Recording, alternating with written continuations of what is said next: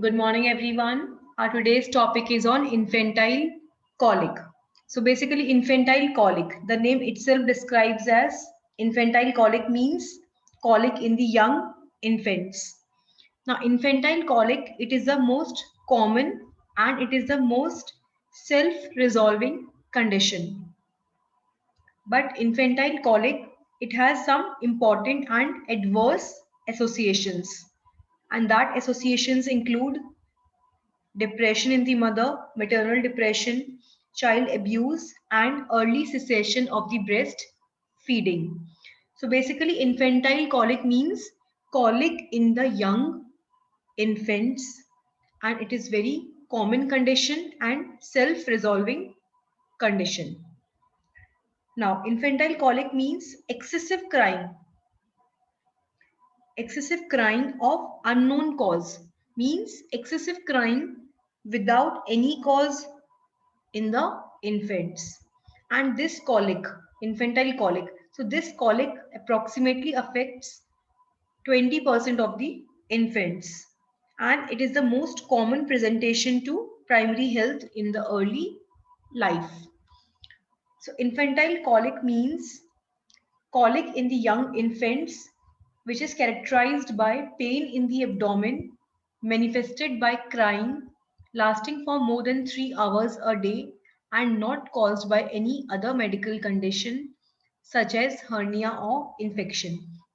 Basically, infantile colic means excessive crying without any cause, and excessive crying without any cause in the young infants is infantile colic, and this colic affects 20% of the infants.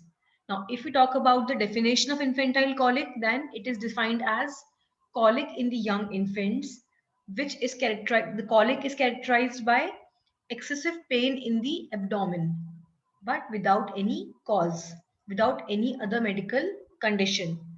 There is pain in abdomen, but there is no cause. So pain in abdomen that is manifested by excessive crying lasting for about 3 hours a day, and that crying is not due to any other medical condition such as hernia or any infection like UTI or otitis media.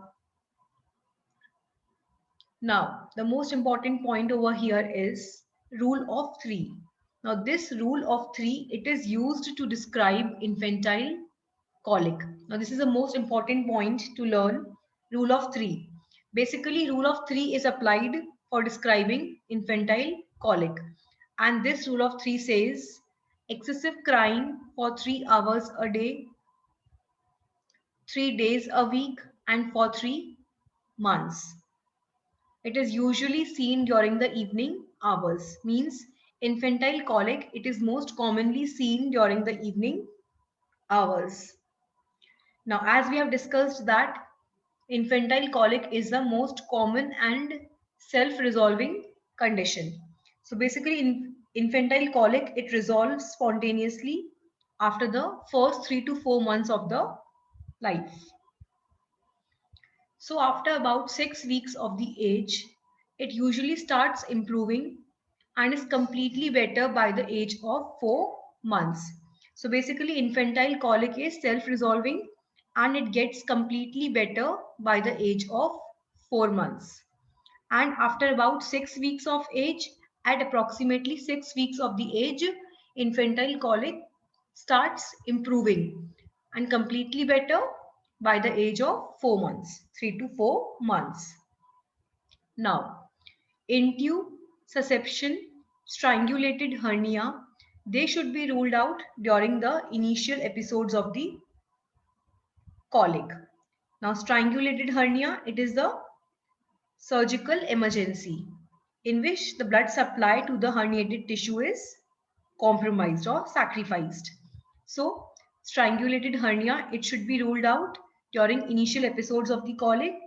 And intussusception is, it is a process in which the segment of the intestine, it invaginates into the adjoining wall of the intestinal lumen and leads to bowel obstruction, and the child presents with the Symptoms like initially there will be vomiting, non-bilious, but when the intestinal obstruction occurs, the vomiting becomes bilious.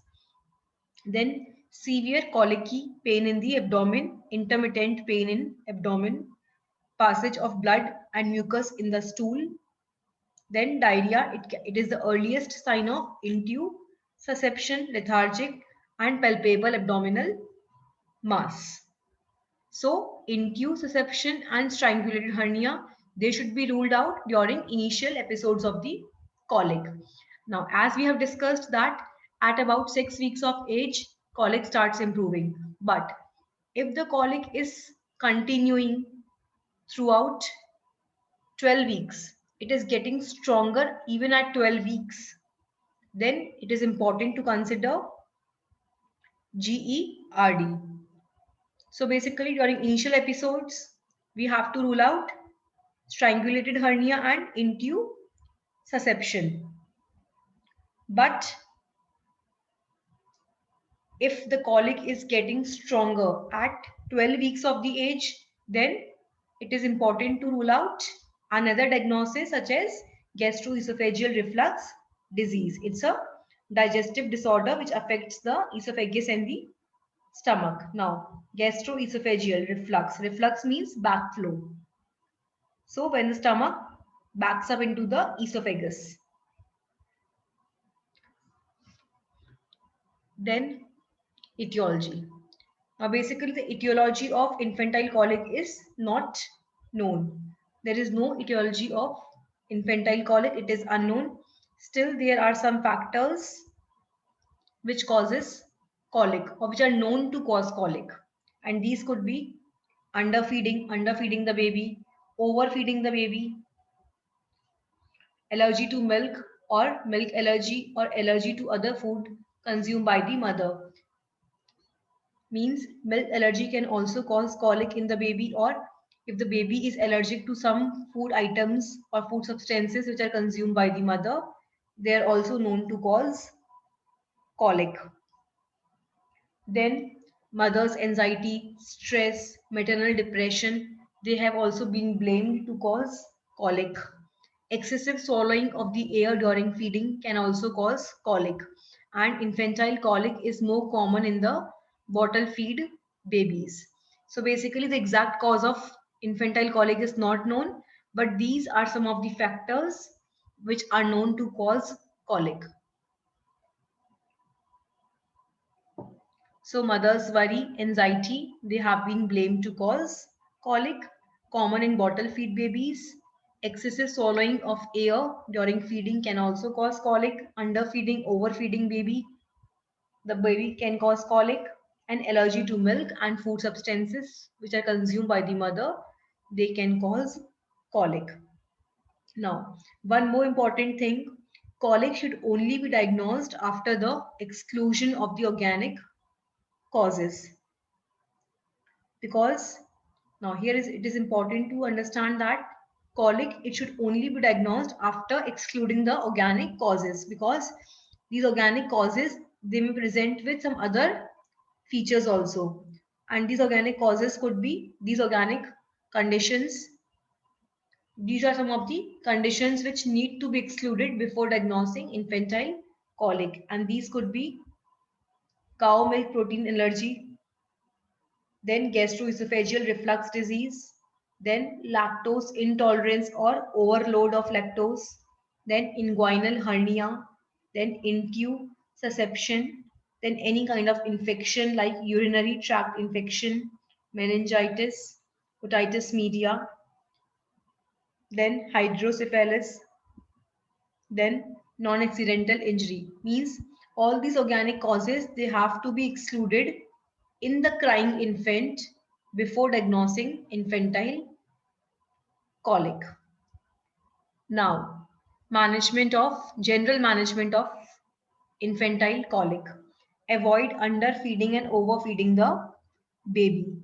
Ask the parents to hold the child in the upright position after feeding. Then give the infant a gentle and tummy massage. Gentle rocking the baby can also soothe the colic. Wrap the infant in warm blanket. Also apply hot water bottles to the tummy. It can also relieve the colic. Then burp the infant after every 5 to 10 minutes of breastfeeding or bottle feeding. In spite of infantile colic, the breastfeeding should be continued. It should not be interrupted. Then milk substitute formula can be used. It can be tried to ascertain whether any milk allergy is present, or sometimes removal of the food substances or the items from the mother's diet can also relieve the colic, so that we can ascertain whether the baby is allergic to those particular food substances. Then gently rocking the baby or putting the baby in prone position on the lap and patting his back can also relieve the colic. Then rock the infant gently in the lap or infant swing, but with good head control. And baby soothers should be avoided. So these are some of the steps for general management of the infantile colic. Now, the clinical presentation of infantile colic, the presenting complaints. So the mother comes to the clinic with the following presenting complaints. The mother complains that the baby has frequent episodes of colic beginning at about same time every day, mostly in the evening. Then paroxysm of sudden crying followed by flushing of the face, abdomen is distended, lower limbs are drawn up and hands are clenched. Means this is a typical clinical presentation of the infantile colic. The mother comes to the clinic with the baby complaining of frequent episodes of colic which begin at about same time every day and especially mostly in the evening. Then paroxysm of sudden crying followed by flushing of the face, abdomen distended, lower limbs are drawn up and the hands are clenched. Now this episode is lasting for about minutes to hours. Episodes lasting for about 1 minute or hours. Now colic is better after passing flatus or feces. Now, after listening to these presenting complaints, the physician will look and check for vomiting and altered bowel habits, that is constipation, or loose stool, that is diarrhea. So, after listening to these presenting complaints, the physician will also check for vomiting and altered bowel habits, alternate diarrhea and constipation. Then, after that, he will assess for other gastrointestinal causes. Firstly, after listening to the presenting complaints, the physician will check for vomiting and altered bowel habits, alternate diarrhea or constipation. Then after checking this, the physician will assess for other gastrointestinal causes.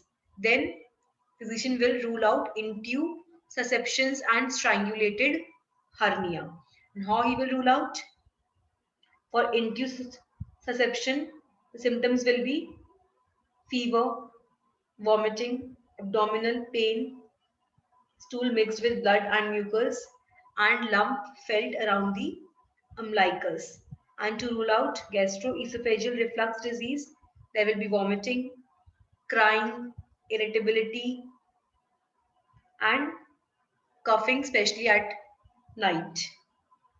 So, firstly, after listening to presenting complaints, the physician will check for vomiting and alternate diarrhea and constipation, then assess for gastrointestinal causes, then rule out intussusception and strangulated hernia.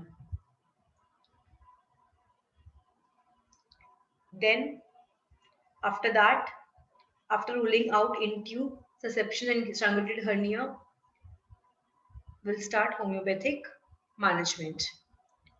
So, homeopathic management, the most common homeopathic medicines for acute infantile colic are belladonna.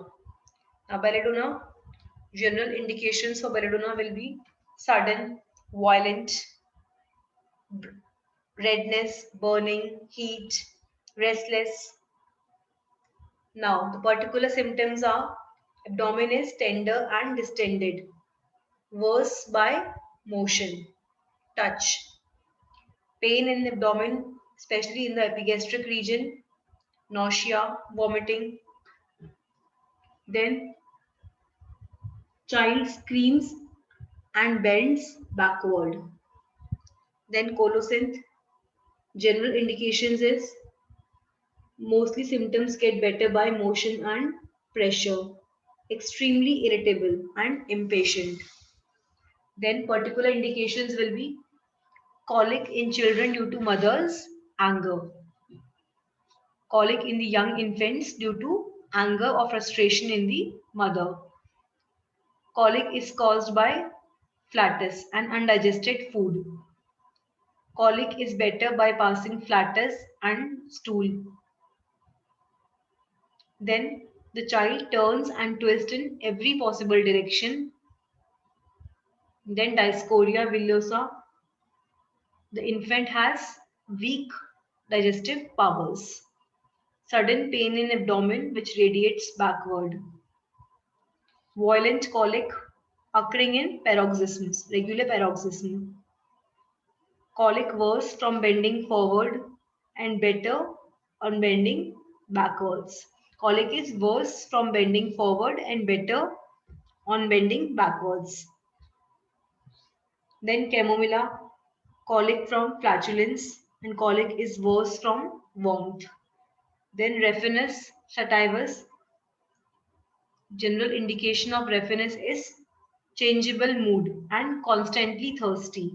The particular indication is cramping pain in the abdomen after taking milk. Cramping, cramps in the abdomen. Cramping pain in abdomen after drinking milk.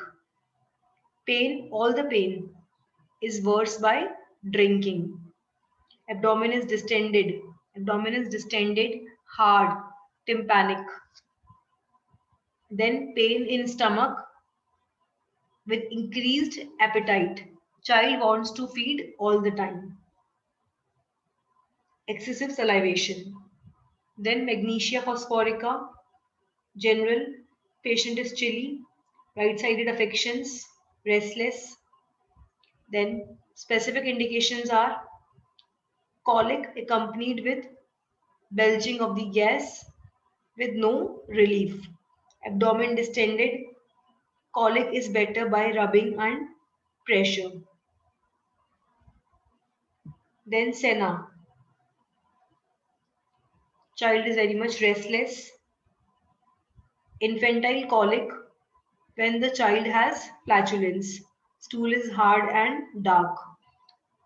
The most important symptom is colic associated with constipation. Then plumbum metallicum. Generally the patient is chilly. Face is greasy and shiny.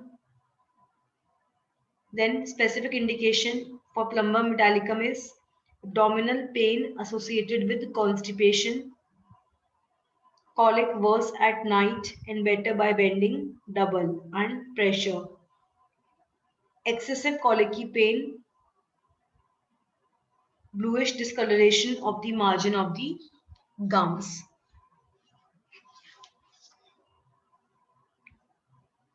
Thank you. So this was all about infantile colic. Thank you.